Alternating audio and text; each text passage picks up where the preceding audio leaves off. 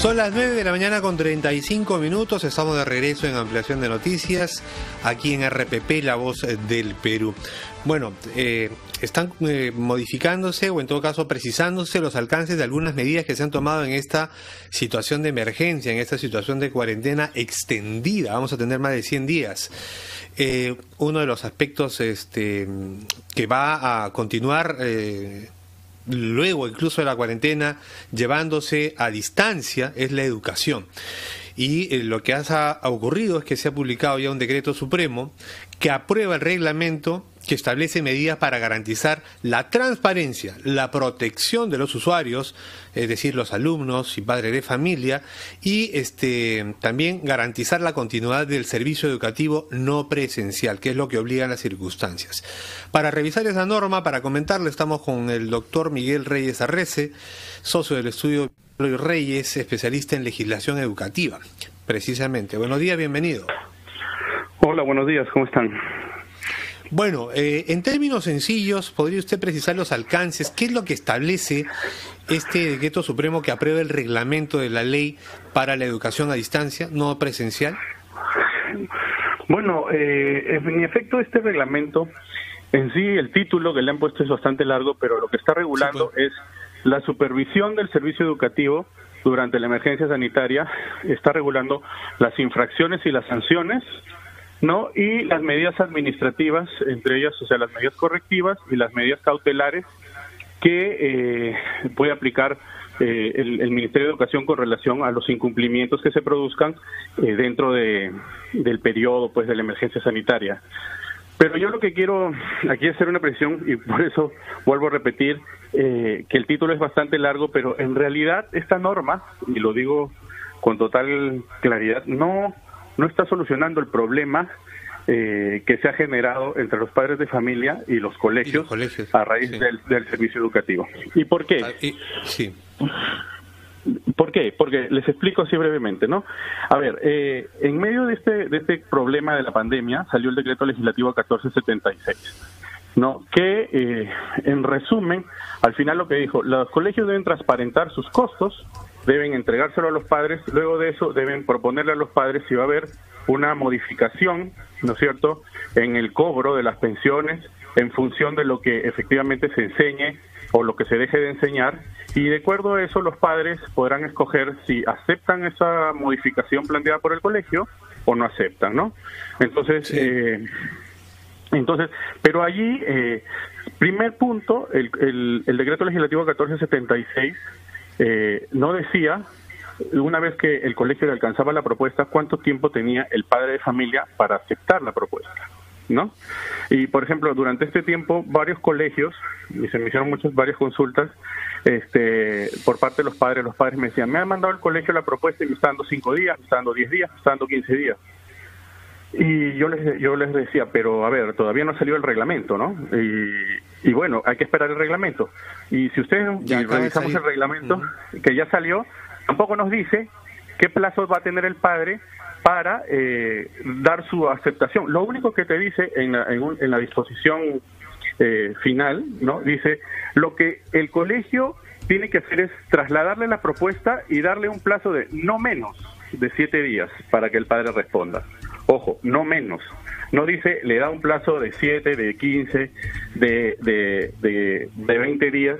Entonces, los padres de familia siguen en este dilema porque también la información que en teoría tiene que analizar un padre de familia son balances, estados de ganancias y pérdidas, flujos de efectivo. Informaciones un tanto complicadas porque hay que tener en consideración que los padres de familia no todos manejan las ciencias contables, ¿no? Y financieras. Entonces, como te vuelvo a repetir, este reglamento no nos está solucionando mucho. Ahora, otro problema que también tiene el reglamento. El reglamento dice que se debe hacer, en caso que el padre no acepte, se debe hacer la devolución proporcional de la cuota de ingreso, ¿no? De las matrículas y de las pensiones pagadas. Ya. Pero dice, pero la fórmula va a ser la que se estableció en el decreto legislativo 1476. Pero a su vez, si nosotros vamos al decreto legislativo 1476, nos dice, ¿no?, que la fórmula va a tener que ser sacada de la ley 26549, que es la ley de centros educativos privados, Ya. Ahora, esta ley fue modificada por el decreto de urgencia 002-2020 el 8 de enero del 2020, ¿no? Y ahí efectivamente se dijo que había que devolver los proporcionales al tiempo de permanencia del estudiante, y el artículo 16.6, si no me equivoco, estableció que el Minedo determinaba la base de cálculo en función del reglamento. Pero este mismo decreto de urgencia dijo que el reglamento iba a salir a los 180 días calendarios. Entonces, la ley 26549 todavía no tiene reglamento, ¿no? Entonces, si yo no acepto a este momento seguir en el colegio y pido que me hagan la devolución, el colegio me va a decir, bueno, pero yo no sé la base de cálculo porque todavía no hay el reglamento de la ley. Entonces, si ustedes ven, no nos ayuda a los padres de familia, ¿no? Seguimos entrampados en una maraña de normas y no se encuentra una solución. ¿Qué pasa? ¿Cómo están actuando los colegios? Porque tengo entendido que ante una suerte como de resistencia inicial, ya hay colegios que efectivamente están planteando medidas mucho más coherentes de descuentos, de fraccionamiento, sobre todo, tal vez más individualizados con aquellos padres que efectivamente han entrado en una crisis económica más profunda y no con los que todavía tienen capacidad de pago. ¿Cómo están viendo el comportamiento de los colegios al margen de estas disposiciones legales que, por supuesto, todavía no ayudan en mucho, digamos? Claro, a ver, lo que pasa es que los colegios han llegado también a un punto en que han tenido que, como se dice, entrar en razón o en sintonía con la realidad que se venía dando, y muchos sí han empezado a hacer rebajas, pero rebajas que van entre el 20 y el 30%, en función, en teoría, de sus estructuras de costos, ¿no? ¿Cierto? Pero siguen siendo los que ellos plantean. Entonces, muchos padres de familia, y allí viene, por eso les digo, la incoherencia normativa del Estado, que no está ayudando, porque en realidad no está ayudando. Por ejemplo, sacaron una resolución ministerial en la cual establecía cuántas horas debía de pasar un niño de inicial, un niño de primaria o un adolescente de secundaria. Entonces, el padre ve que le dice, bueno, uno de primaria, por ejemplo, puede recibir no más de 4 horas, no más de 3 horas con intervalos de 30 minutos. Entonces yo digo, oiga, si yo pagaba 1,000 soles mensuales porque mi hijo vaya a un colegio al cual empezaba, supongamos, sus clases desde las 8 de la mañana hasta las 3 de la tarde, más las actividades extracurriculares que ofrecía el colegio. Y de esos 1,000 soles, ahora, bueno, me rebajan el 30%, o sea, 700 soles tengo que pagar, y solamente recibe 4 horas de 45 minutos, ¿no? Con intervalos de tiempo. ¿Qué podría hacer el colegio? Porque la alternativa sería que sienten a los chicos todas las horas necesarias frente a la computadora, lo cual es absolutamente poco pedagógico, y no, quiere decir que los... Doctor Viñolo, mira, lo que establece acá, estaba revisando la norma, dice... esto regula la supervisión del servicio educativo, establece cuáles son las infracciones y sanciones, y las más importantes de las infracciones, está establecido acá en este reglamento, es cobrar por prestaciones que se han dejado de prestar durante la emergencia. Así es.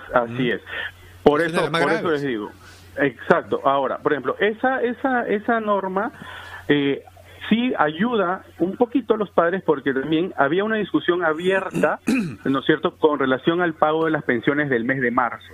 No sé si ustedes recordarán, claro, cuando se decretó la suspensión del servicio el 12 de marzo, si mal no me equivoco, ¿no es cierto? A fines de mes ustedes comenzaron a ver los reclamos de los padres, y los padres decían, oiga, pero me están cobrando todo el mes, me están cobrando, ¿no? Entonces, aquí sí se puede sentar, por eso, es un tema de diálogo, se puede sentar ya el padre y decirle, mira, vamos por partes. Marzo, tú dime qué prestaciones me diste, ¿no es cierto? Y en función de eso yo te voy a pagar. Porque, por ejemplo, hay colegios que lograron empezar y hubo una asistencia de 1 semana, 2 semanas, ¿no? Sí. Pero no se logró completar. No, 4 días, 5 días la mayoría. Así es, sí. y luego también hubo dictados al principio y es un hecho notorio, no es que se implementó inmediatamente ya la educación como ahora que se están usando plataformas de Zoom o otro tipo de plataformas, no, se mandaba tareas, entonces lógicamente la prestación allí sí no es la misma que la que yo había contratado, ¿no? Entonces bueno, pero tal vez entrar también un poco, o entrar un poco en razón, señor Reyes, con el principio de que les ha costado a los colegios adaptarse ante una situación que claramente ha afectado a todos, y no están trabajando menos los profesores, no están trabajando menos.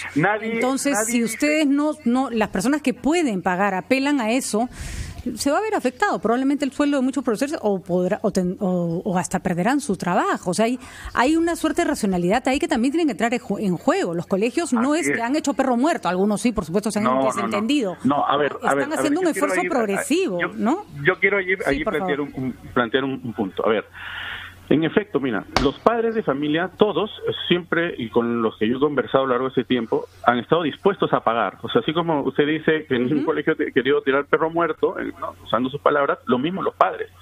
Ahora, el tema viene porque la regulación que se ha dado ha terminado por confundir a todos y a llevarnos a un conflicto, ¿no? Y el Estado, a lo que vamos, y esa es la crítica que se hace, no ha tenido primero presente que la educación es un derecho constitucional de primer nivel, ¿no es cierto?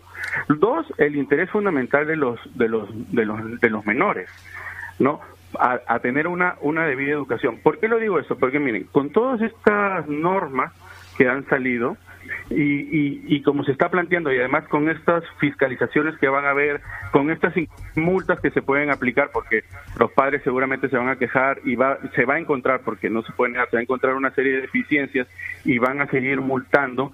Ahora, con los padres que digan, no, yo ya no quiero que mi hijo se quede en el colegio, quiero que me devuelvan la matrícula, que me devuelvan la cuota de ingreso, prácticamente, y con el nivel de morosidad que hay ahora, se van a terminar por quebrar los colegios. Y un detalle, ¿qué va a pasar? Yo, si soy un colegio, los colegios que van a decir, bueno, tengo ahora que no me pagan, todos quieren que les devuelva, ¿no es cierto? Primero te voy a alargar la devolución porque no tenemos la base de cálculo todavía, puedo soportar hasta julio, pero sobre todo que si se me hace inviable devolverte, me someto a un concurso, me voy al INDECOP y le digo, ¿sabe qué? Caigo en insolvencia. Así es. Entonces, al final, el único perjudicado no es el padre, no es el colegio, es el alumno. Claro, y los otros. Señor Reyes, quería una pregunta, robando tiempo, por favor. Todo esto pasa naturalmente con las escuelas privadas, porque las públicas no cobran.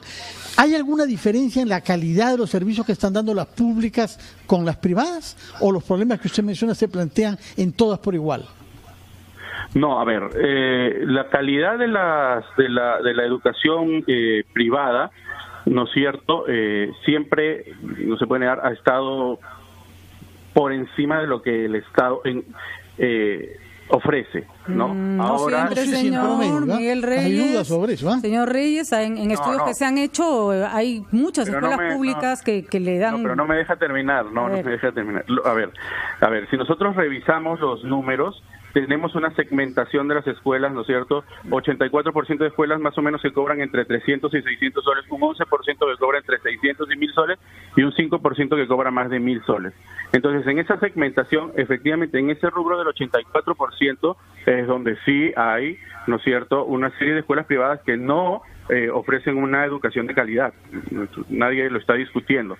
84%, yo me estoy refiriendo, claro, yo me estoy refiriendo, a un segmento de los que cobran por encima de los 600 soles para arriba, que sí la educación privada es buena. Ahora, el Estado ha implementado su plataforma virtual, ¿no es cierto?, de educación, el Aprendo en Casa, que lo está transmitiendo a través de la televisión, a través de distintas plataformas digitales, pero tampoco es una educación como la presencial, del mismo nivel que la presencial. Inclusive hay, a veces se ha estado revisando que tiene ciertos problemas, inclusive con la información que se está dando, ¿no? Todavía no se ha hecho una evaluación de la calidad, sí que sería un poco apresurado decir eso, y yo he visto plataformas como la que tiene el Colegio Alfonso Ugarte, que son una envidia para las de los colegios privados. Tienen perfectamente organizado, por poner un ejemplo, todo su sistema de educación virtual. Pero gracias, señor Reyes, entendemos perfectamente que las reglas tienen que estar mucho más claras para permitir que padres y colegios lleguen a un acuerdo justo. Muchísimas gracias, seguiremos en este tema, por supuesto, hasta que se resuelva. Son las 9:49, nos hemos pasado el tiempo, nos vamos a una pausa y ya volvemos.